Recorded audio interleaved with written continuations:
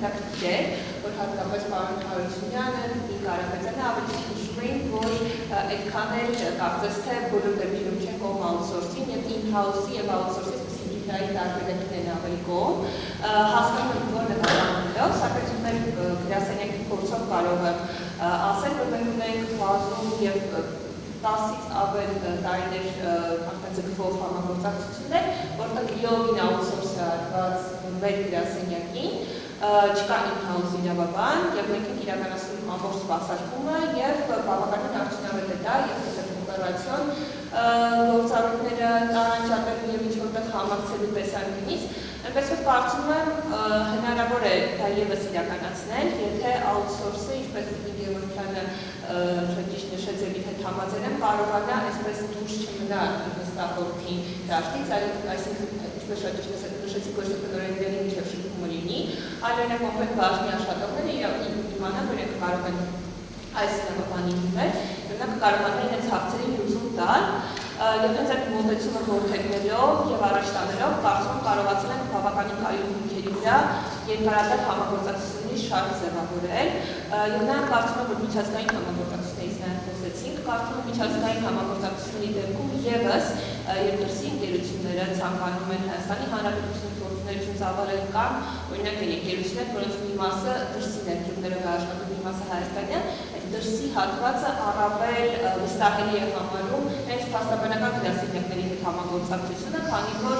գործ ունի ամեն դեպքում իրավաբանական անձի հետ, ավելի վստահելի է եւ կարող են էջ ուսումնասիրել, տեսնել ինչ ծառայություններ են մատուցում, հանդես գործընկերների մասին որոշակի ինֆորմացիա, որը հրապարակային է, տեսնել եւ դա ավելի վստահություն է ներշնչում, ինչպես նաեւ գրասենյակների դեպքում գործընկերներս էլ դա նշեցին, որ ստանում են ծառայությունների համալիր փաթեթ, այսինքն եթե in-house իրավաբանը ունենալու է կոնկրետ մասնագիտացում, դժվարին է ունենա մի քանի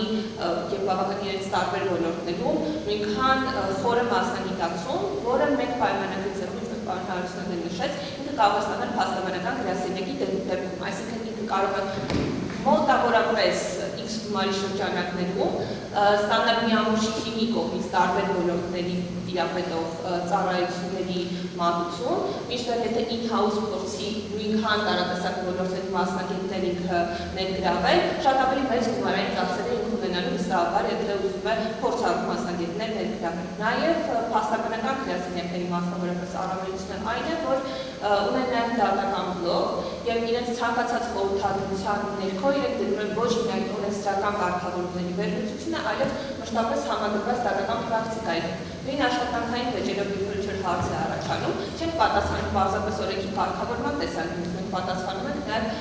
վճռապետ դատարանի դիրքորոշումների վրա հիմնվելով, որպեսզի ներկայացնենք նաև որ տարբերակի դեպքում որքան է հավանականությունը, թե ինչ վճիռ կլինի, եթե ասենք կողմը օրինակ գնա դատարան։ Այս պարագայում եւս կարծում եմ, որ միանշանակ գրասենյակների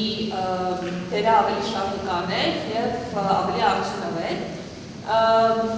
Հայաստանի Հանրապետությունում ընկերությունների մեծ ակտիվ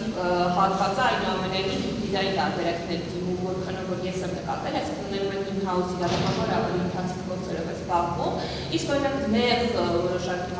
ոլորտների, օրինակ ինչպես պարոն Հարությունյանը նշեց սնանկությունը, ես նաև նշեմ գումարի կողմնակացման դեպքերը, որոնք օրինակ բանկերը հաճախ իրենց ընթացիկ սպասարկումը իրականացնում են in-house իրավաբանը, գումարի կողմնակացումը արդեն պատվիրակում է համապատասխան մասնագիտացում ունեցող փաստաբանական գրասենյակների, ինչպես նաև ունենք առանձին հենց այդ ուղղվածության մեջ մասնագիտացած փաստաբանական գրասենյակներ, ինչպես նաև նեղ ոլորտներ ունենք մտավոր սեփականության վեճեր կան եւ այլն, դա ավելի ուշ է կարիք ունի ներգրավելու կոնկրետ ուղղվածության եւ մասնագիտացության փաստաբանների եւ ձեր հարցը որ խնդրեմ փոքր հիշեցնեք եւ ամփոփեմ երեք սահմանին օպերացիոնալ աշխատանքների եւ իրավաբանության բոլոր կարծում եմ գործընկերներս կհաստատեն եւ կհավաստեն, որ իրենց պրակտիկայի ընթացքում հաճախ հարցեր են ստանում, որոնք այնքան էլ մեր մասած իրավաբանական չեն եւ այլ հարցերի վերաբերյալ եւս դիմում են իրավաբանին։ Սա իհարկե նաեւ պարտավորեցնող է եւ հասկանալի է ինչից է դա գալիս, որովհետեւ իրավաբանը ոչ իրավաբանների աչքով եւ առասարակայնություն